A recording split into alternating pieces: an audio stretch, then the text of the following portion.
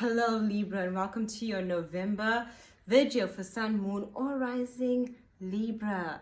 Now Libra, come the 4th, Mercury will be now direct joining Venus until the 22nd in your first house. So it'll be in Libra.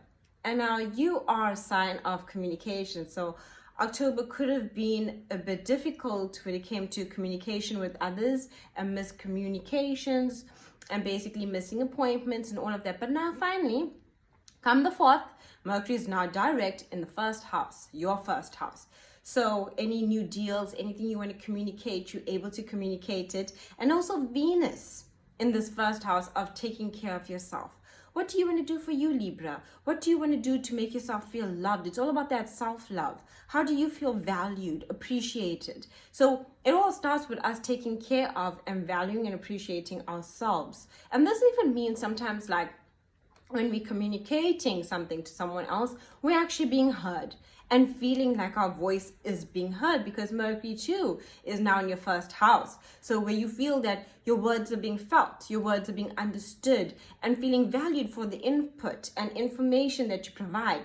But this is so important too for you to actually spend some time with that Venus in the first house to take care of your emotional needs. And that might be even wanting to spend some time with yourself and see what you really want and making those decisions basically around yourself.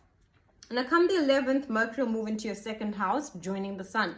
Now the second house, Mercury in the second house is about your talents, your gifts, what you want to put out there. And the second house is about money as well. It's about income, our worth.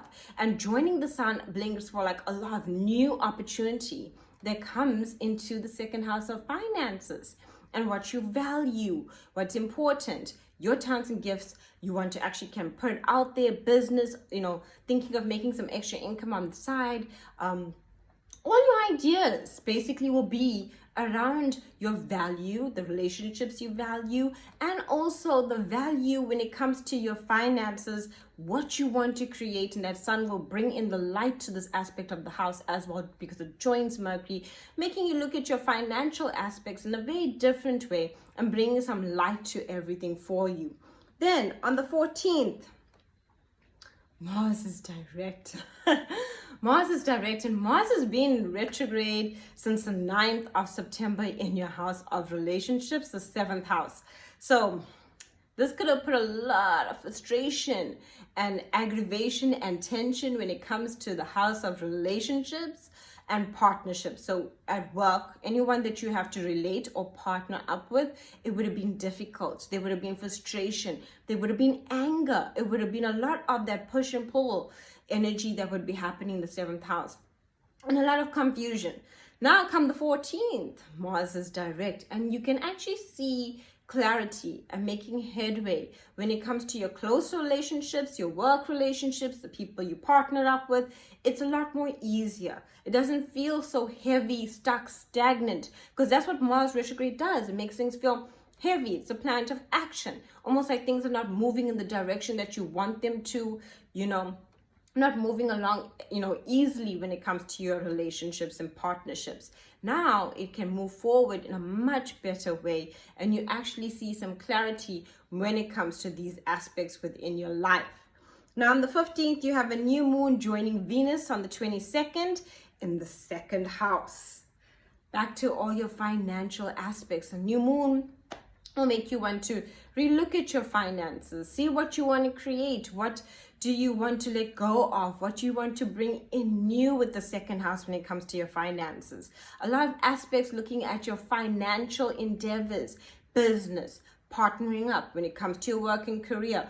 What do you want to do? These are important things. The new moon will bring in like a transformation kind of energy to the 2nd house.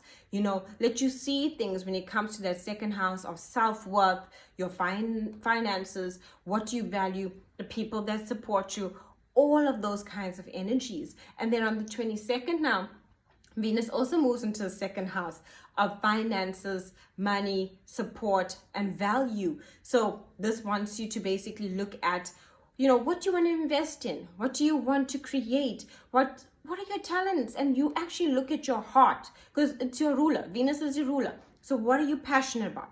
What are you truly passionate about? A lot of new ideas are coming to you, new things to try, new things to implement when it comes to your career, your finances, the things that you want, the things that you value, the people that you value.